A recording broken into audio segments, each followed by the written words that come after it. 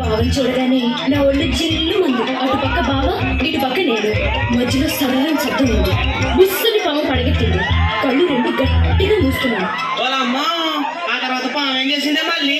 చిన్న చిన్న పాకింది. గజగజ వణికాను. కాలికి తగిలింది. కూర్చుంది.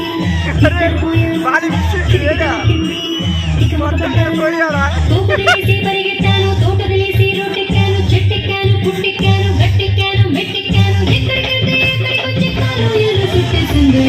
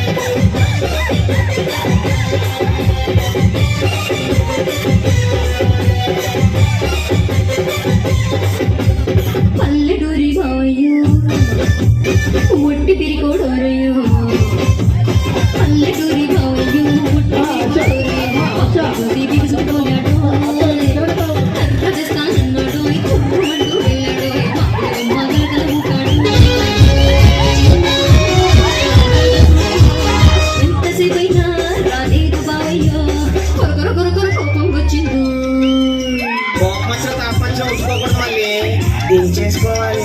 ఏంటి దించుకునేది? దాని బాగా ఒట్టి సిరికోడంట. ఇదిగో మళ్ళీ మీ బావ సంగతి మాకు ఎందుకు, ఆ బావ సంగతి ఏంటో చెప్పు.